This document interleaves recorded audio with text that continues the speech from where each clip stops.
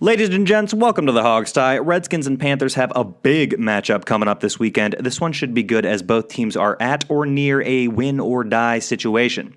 Stick with us because we're going to break it down next, right here on the expanded Hogstie Network.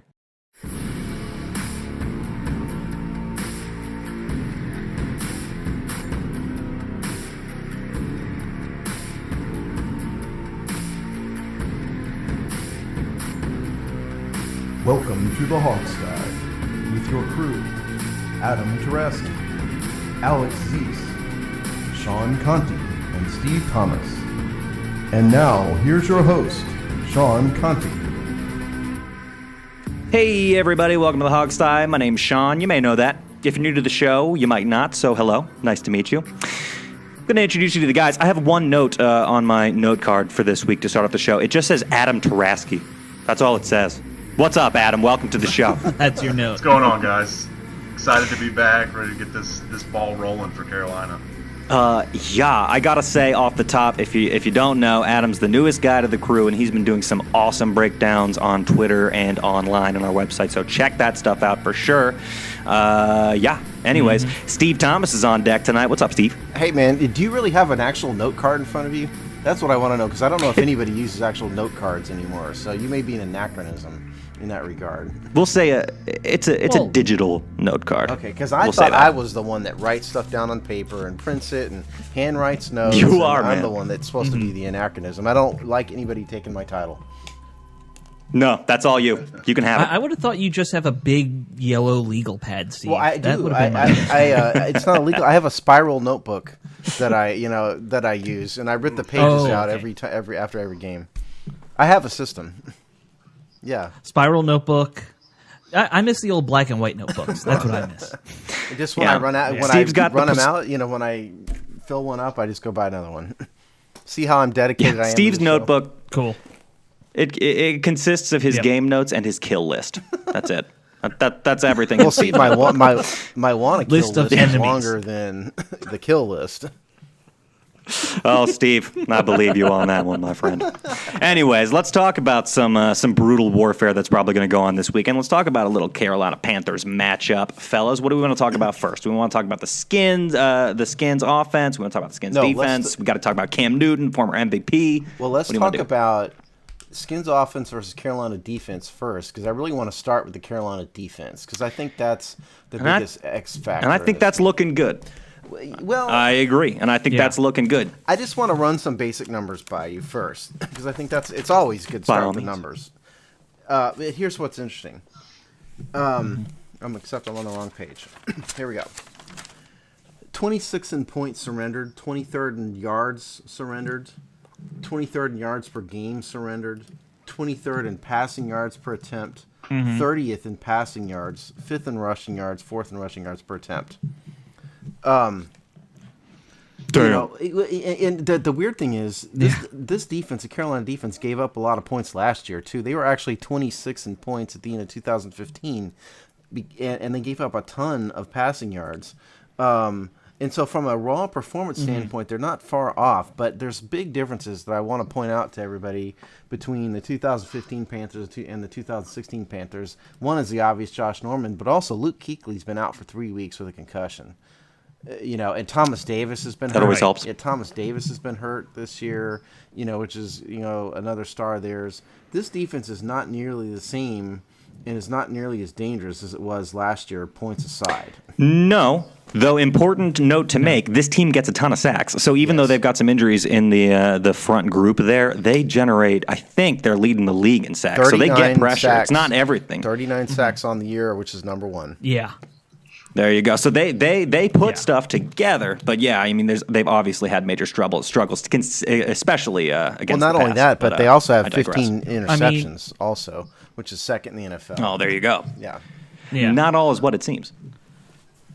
They're putting up the glory stats, that's for sure. And I don't know if there's any team in the NFL that would not struggle if they lost probably the best linebacker in the NFL, and arguably they let go of the best corner in the NFL. Yes, we did. Amen. I mean, how many teams are not going to see some issues come up when Well, that Adam, happens? Yeah. tell us. I like know? somebody who has an expertise that's more than what we have. Tell us about. You mean we're not experts, Steve? Hey, well, I'm an expert. It's just a matter. I'm an expert in everything. If you listen to me, no. But seriously, why is Luke Kuechly so good? Yeah. Tell us from an X's and O's standpoint what he does that makes him so awesome. Mentally, he's got to be a top 3 player at any position in the league mentally. He knows what play is going to be ran before you even snap the ball. He's always in position, always where he needs to be in order to make the right play. He'll give you a little false step to let you think he's not onto you, and then he'll make the play. But, physically, he's as fast as most middle linebackers in the league. He's twitchy. He can tackle. He's physical. He's pretty much the whole package in terms of a middle linebacker. And I think our success as an offense, especially running the ball, will come down to if he plays or not. Yeah. It's rare that we see the combination of a player who has the physicality and the mental acumen to be that kind of elite linebacker. He's going to go down as London Fletcher-like and all the other great names. Urlacher, he'll be right up there. And I think even more than just him making plays, I think he makes everyone around him better. He has everyone in position. They rarely blow coverages when he's in the game. And he just, the whole defense takes a different shape when he's in the game. I mean, a true field general. is it an accident that the Seattle Seahawks rushed for 240 yards 2 weeks ago when Kuechly was out of the game? Probably not. Not at all. Yeah. Not at all. And so I guess I brought that up because this is to say that this defense is, if you get past their reputation, this defense is soft in pass defense, and they're very stout in rushing defense, which coincidentally plays right into the strengths of this team. We are an elite passing team between the 20s at least, and we are a fair to Midland but improving rushing team. So I think this is a game for all you fantasy people. This is probably not the week to start Rob Kelly, but it definitely is the week to start Kirk Cousins and the receivers. Yeah, sure. By the way, for the benefit of the listeners at home, Steve, do we have any clarification on Kuechly's injury status for this weekend? Yeah, a little bit, because we're recording this on Wednesday, and because the game is Monday Night Football, the teams don't have to release an official injury report until Thursday because it's a day later. But we do know that Kuechly practiced today on Wednesday, which is a good sign. But he's still in the concussion protocol as far as I know, and I'm not aware that he has been officially cleared Gotcha. yet.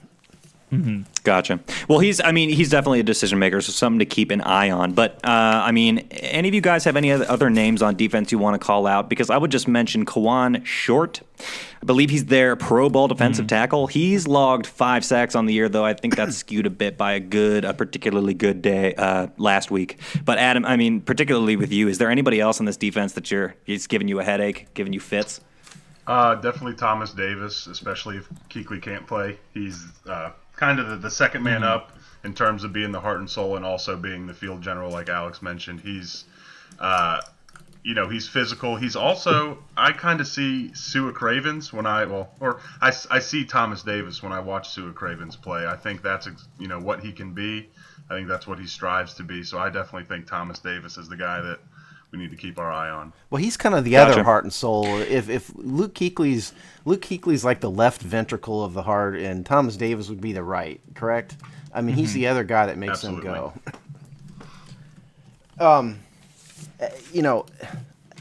I started with the defense because I really wanted to get into the idea that while this defense is stout and it's Carolina, I really want to emphasize to people that this is not the same Carolina defense as once was. It really and truly is not. Well, offense either, but we'll get to that. Sure. But continue.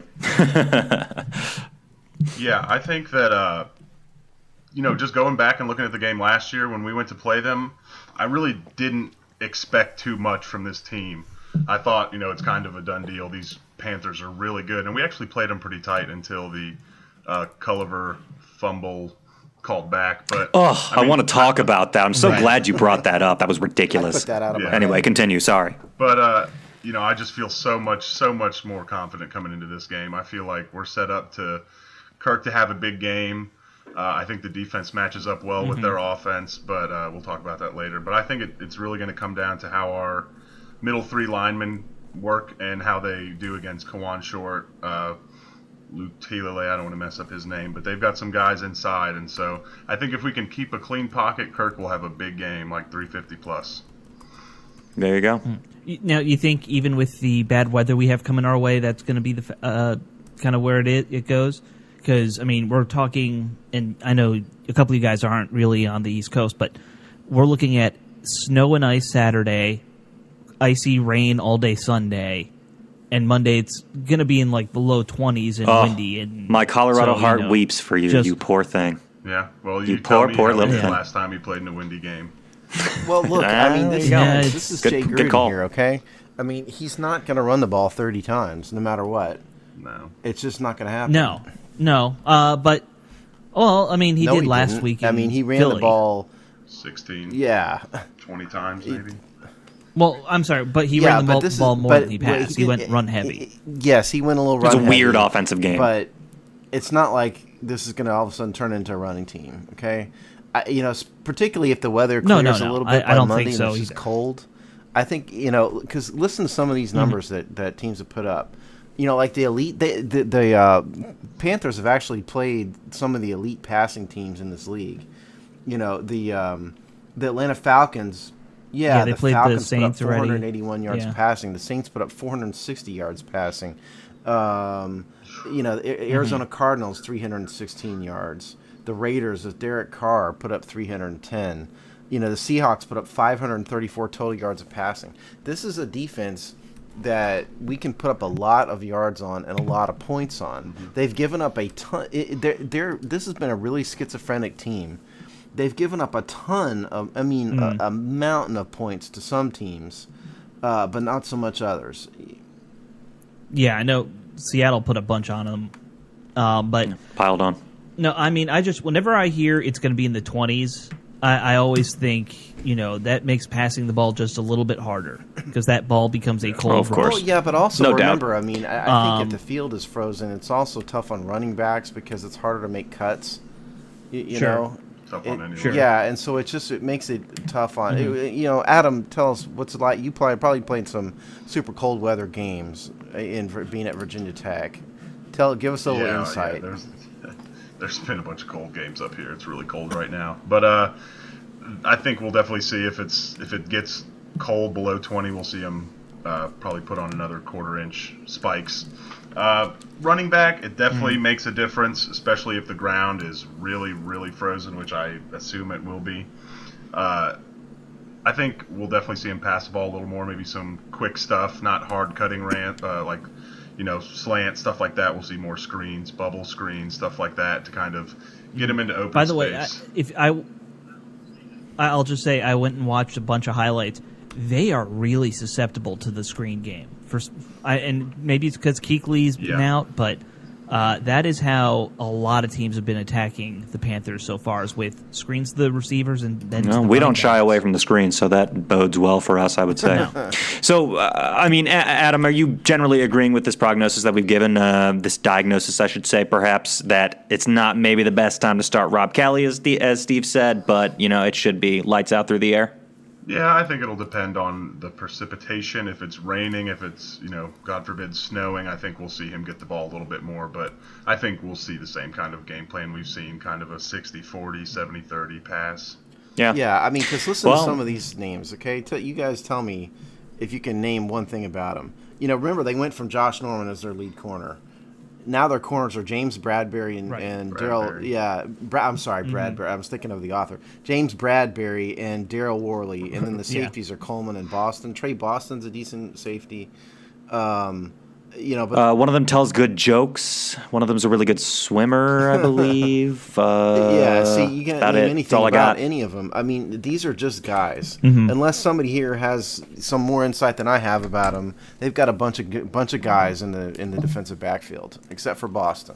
Well, I think Bradbury's a fine young corner, but he's not on the level not there. to stop Deshaun and Pierre right now, not at all. Right. We've got an embarrassment of wealth here at the wide receiver position, as we've been talking about all year. I mean, it bodes well for us. Anybody without a lot of depth there in the secondary, I mean, we're going to light them up, and we have all year. So, I mean, I do hope Jordan Reed gets back because I think he could be the big difference maker if he's healthy again. Yeah. You know, Pierre Garçon has just Oh, yeah. stepped into Jordan Reed's vacuum, though. I mean, like, he's taken up the slack that Jordan Reed hasn't been producing necessarily as much in the last few weeks. I'm not as concerned with Jordan Reed being out. I mean, I love Jordan Reed. He's a piece for the future, of course. But with this core that we have right now, it doesn't concern me as much, especially against a team like Carolina. And it must. And Davis is playing well. Okay. Yeah, exactly. You know, It's got to be said before you leave offense, of course, that the Redskins' Achilles heel is still in effect. You know, red zone efficiency is still awful. I mean, we're at 44.9% on the year now, Right. which is 30th in the NFL, so we've moved up a spot. You know, AO, exactly. And it just so happens that the one thing that the Carolina Panthers are actually good at on defense, you can legitimately say, not the one thing, they're number one in sacks.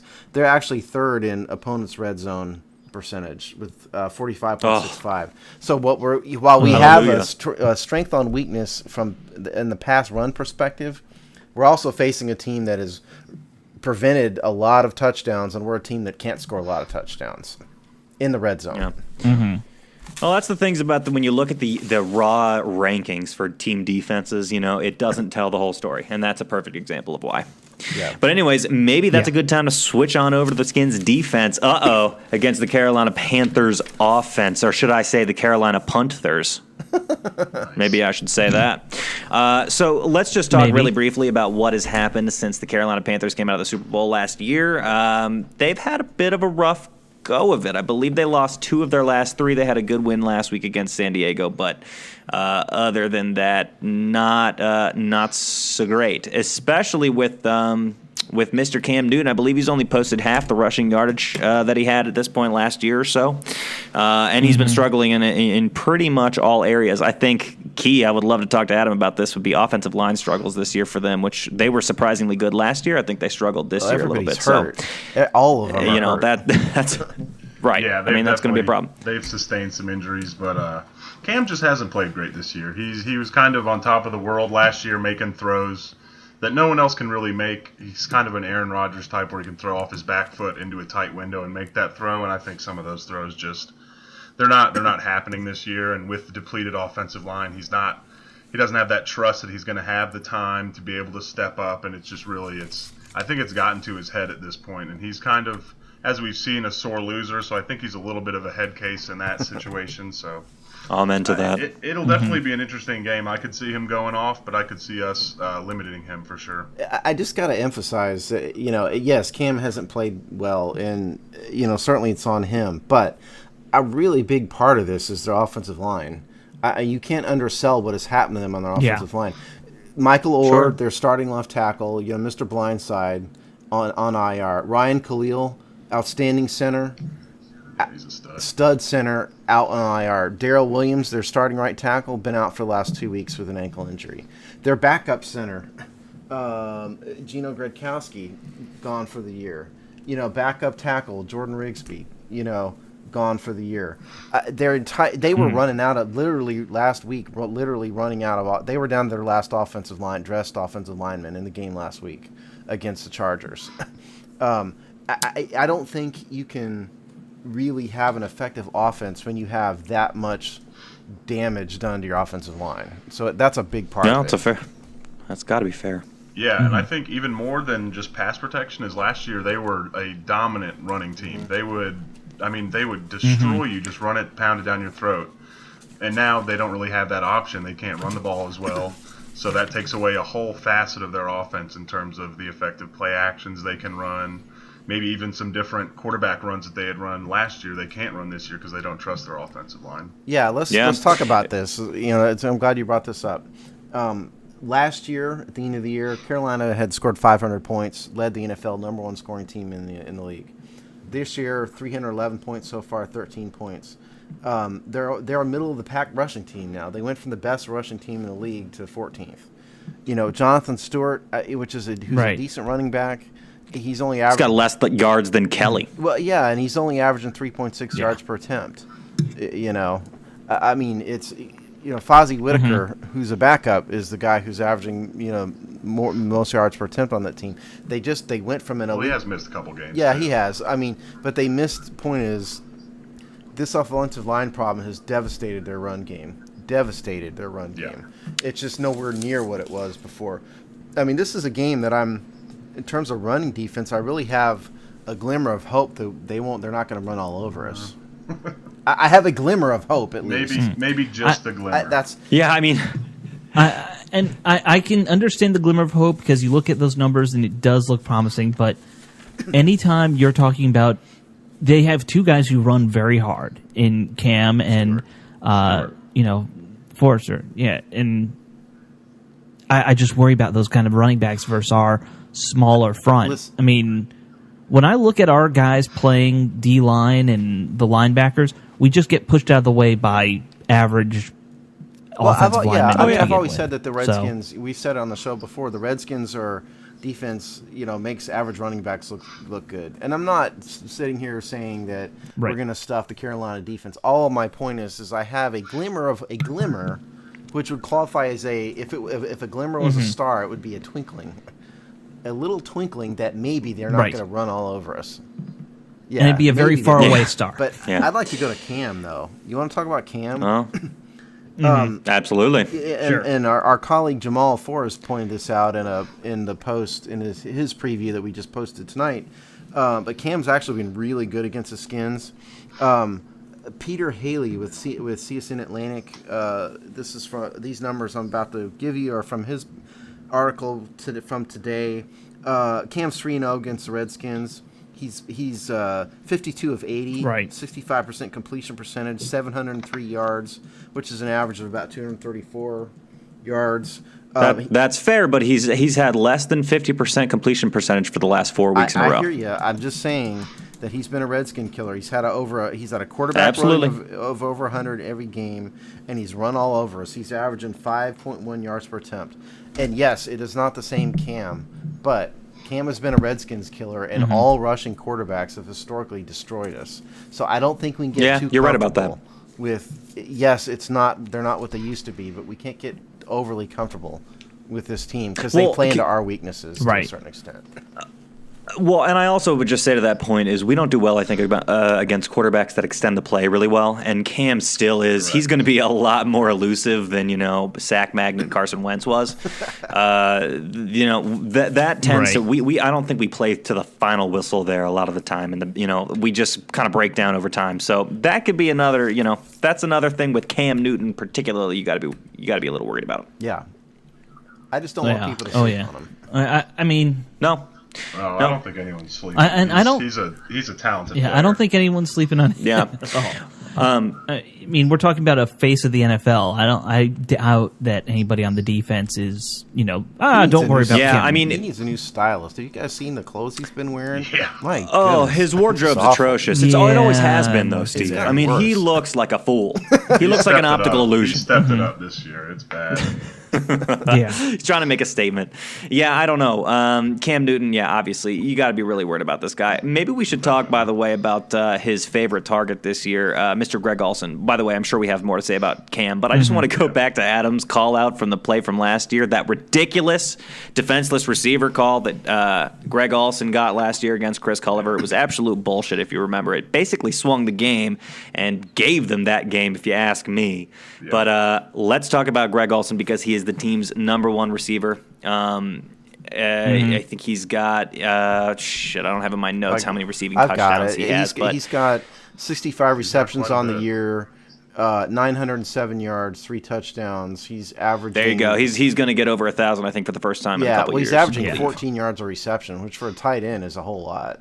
That's enormous for a tight end. Yeah, I mean he's up there. If you're discussing who the great tight ends are this year, he's up there in that discussion along with Jordan Reed. There you go. Very different type of player, I think, but he definitely goes up there. And I'm really wondering who the hell covers him because I don't know if Sua's going to be back this week. It's a great call. I mean, maybe Spate we saw him a little last week. Maybe he can try it. I don't know. We'll see more zone. I don't think we'll see too many people try to man up with him. That won't work out well. It's not going to work well no matter but what. I just don't knowing think. Joe Barry, Yeah. knowing Joe Barry, he'll probably put Dante Whitner on him or something like that. That sounds like I a just think we're great going to plan. see Jesus Christ. Greg The Olsen other- go crazy against us. I mean, he's just going to put out. He's going to have a Yeah. monster day. I mean, tight ends. This defense just doesn't do well against quality tight ends. Never have. Never. No. will. I mean, look at what happened last Yeah. week. Yeah. Also, I mean, I think Norman will probably follow Benjamin, and I think he will absolutely shut him down. I don't expect Benjamin to have a single catch. He's Good call. practiced against him. Even with his height advantage? He's practiced against him, and Norman's better against big, tall receivers. He's not as great against the 5'11", shifty guys with great feet. I think he'll eat Benjamin's lunch. I think if we're looking at a he receiver has to have to, a big man. game, it'll be Ted Ginn. I think he's the one that scares us going deep down the field. That's such a good call out. I will just say for people at home, I believe Benjamin's leading the team with 5 touchdowns on the year. So that's why we got a guy like Josh Norman, was to shut him down. But you definitely have to worry about the guys waiting in the wings, because those are the ones we don't necessarily Well, you're right to cover say very about. well. I like your Ted Ginn call out. Oh, I'm sorry, Alex. Go ahead. I cut you off. Yeah. Oh, no. I was going to say the Ted Ginn call-out's a great point, because I think they've gone deep. They go deep to him quite a bit. And was it last week or the week before that he had a really big catch, like right before the end of the half? I don't remember. Don't ask me. But anyway, I don't the follow one thing Ginn. I'm wondering about, Benjamin, he plays in the slot a lot, right? I mean, what are we going to do are they going to let Norman go in the slot and cover him? They've started that would doing be that my a little bit. You know, they did that against Yeah, Larry that's been a more Fitzgerald. late Yeah. season development. Yeah, Look, I mean, I think nobody's And- wants to see either Bashad Breeland, Kendall Fuller, or Quentin Dunbar in the slot against Kelvin Benjamin. That's not going to go well. Dunbar. No matter who it is, No. that's not going to go well. No. It really needs to be Norman. Toller, maybe Toller's maybe not a Toller. slot That would be corner, the though. only guy other Toller's than not a Norman good I'd want to slot see. corner. Yeah. No, but I think talent-wise, he's probably our second best corner, who's not like a mental mess like Rashad Breeland seems to be. I like to go back to Ted Ginn Right. because I think Adam's exactly right. I mean, Ted Ginn's got to be worried about, because if you got Norman that's basically going to handle Benjamin, Ted Ginn is one of these small, shifty guys, shifty, fast guys, right? He's 5'11". Yeah. And he can fly. yeah, and Dunbar. If Dunbar starts Right. again over Fuller, I mean, I guess that's where we're headed. Dunbar isn't the most athletic guy out there. We like him. He's a developing young player. We've kind of been fans of him on the show for a long time, but he's not that athletic and he's not that fast. It doesn't Especially seem not down the field. Yeah, he seems like that No. does not seem like a good matchup to me. Ginn versus Dunbar. I mean, you want him for size Exactly. mismatches Yeah. more than anything. The thing that worries me is I don't think we have a natural safety to help over the top against I was any about of to say, this. Blackman's out. Jesus. Yeah, Or he was. I don't know. I Are don't we going know to if he'll be put out this week. number 22 back there and just say, "Hey, go hit people as hard as you can"? Because that seems to be the best By plan the we way, have. Everett, speaking of 22, Everett did not get suspended by the league incidentally, so that's Yeah, I Right. saw that. He'll be back. Much to the chagrin of everybody in Philadelphia, apparently, who wants him more Yeah. than It's suspended. Off with his It's head, just yeah. really ironic and rich when the people of Philadelphia are complaining about violence. I mean, come on. Right. Damn! Don't throw so much Right. shade at our Philadelphia fans. Our fans in Oh, I Philadelphia. can't stand we it. don't have any of those. No, Eh. nobody with the Eagles listen to us. Well, I have a few family members that might listen. Well, they're every probably once too in a while. violent. That's about Albeit. it. Yeah, your most violent family members, no doubt. Yeah. I mean, The most violent of the hippies. I don't know if we're ready for this. We want to talk a little bit about a Washington Valor sweet announcement we have, but do we want to talk anything else about this game? Highlight any matchups, or did we minimum, we need to miss do anything game before we give our predictions? Yeah, we ready to do that? Yeah, we definitely need to do All right. predictions. Well, listen, since I brought us to this point, I'm more than welcome to take the first prediction here. Carolina's lost 2 of their last 3. I think we can make them go 1-for-4. So let's say Washington wins this one on the strength of their passing game against a weak secondary. I think we chug on towards the postseason. And by the way, if we do win this game, that's lights out for Carolina. So I think they're going to be playing with a lot of passion and a lot of energy. We just have to match that and keep our own hopes alive. I think we take this one, but probably low scoring, maybe 24-21. Maybe. All right. I'm going to say I think you're in the right space in terms of how this game goes. I don't think Carolina brings as much passion, though, because with 8 losses, I think most players realize they're done. There aren't many 8-8 teams that ever get in the playoffs anymore, especially in the NFC East. Or, I'm sorry, just the NFC. But I think it'll be a close fight. I do think that, like I said, the cold weather will play a factor. I'm going to guess the Skins put up 4 touchdowns, so 28-20 Redskins. All right. I think it's going to be – this is a weird game. I think it's going to be a fairly low-scoring game. I think Kirk is going to put up some decent yardage, but we're not going to score a lot of touchdowns. I'm going back. I think this is going to be a really close game, and I'm going back. I'm still going back and forth in my head on it to a certain extent.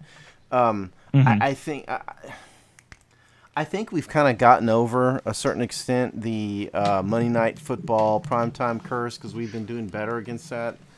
So I'm not sure that's a factor. We really need to win the game, but I think it's going to be low scoring. So I think we're talking something like 17-14 Redskins. All right. What do you think, Adam? Yeah, I think it's definitely an interesting matchup because I think we match up well with them, like you said, in the secondary, and I think Kirk will have a big game. I think we'll end up seeing Garcon have a really good game, come up with some big-time catches, but I expect the difference to be maybe a Deshaun Jackson long touchdown, Josh Norman pick 6, something like that. I think it'll end up being a 21-17 kind of game. God, wouldn't that be beautiful if Josh Norman got a nice pick 6 to seal the game? I think it's about time. I think it's long overdue. Oh, God, yeah. Against his old team? I hope he wakes up for this game in the interception department because our whole team's been way too quiet when it comes to turnovers right about that, and man. interceptions. All year, really. The last thing on the prediction thing is I think it really matters a lot if Luke Kuechly plays or not. That really is a huge factor. We just don't know. We're not going to know that until the end of the week. But sorry, go ahead, Sean. Yeah. Right. No, that's totally fair. Yeah. Well, you heard it here first, folks. Those are our predictions. We'll see how things shake out on Sunday. But moving on from that to some other cool shit in the DC sports arena. Alex, what's going on with the Washington Valor there, my man? I've been reading stuff online. It looks cool. What are you doing? Well, I'm not sure what I'm doing half the time, but... Nonsense. Last weekend, the arena football team, the Washington Valor, they announced that they were going to be releasing their uniforms, which I know people like Steve don't care about uniforms. But Alex is a uniform junkie. You've combined 3 of my biggest passions. Arena football, or just non-NFL weird professional football in general, I love it. Uniforms, I have a weird obsession with sports uniforms. I freely admit it's creepy. DC teams.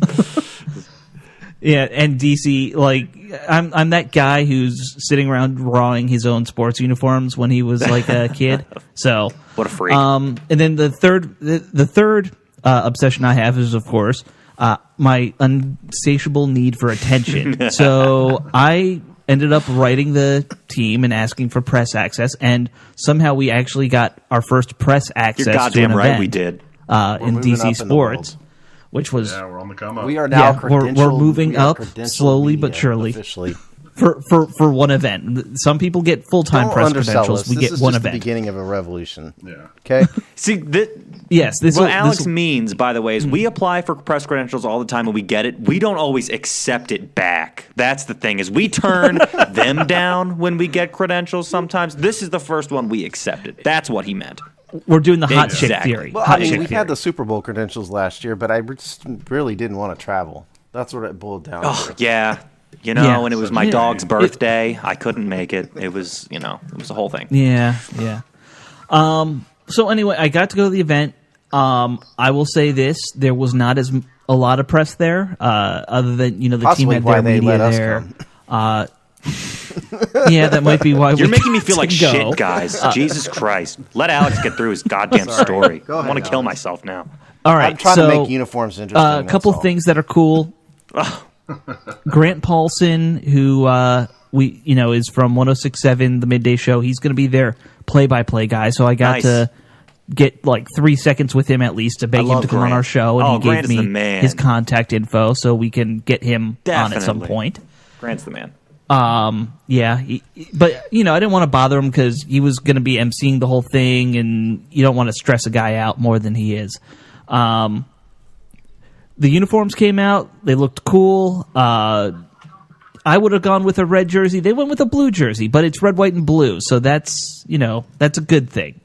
They're keeping that DC sports. Yeah, that theme every up. team in DC follows except for the Redskins, ironically.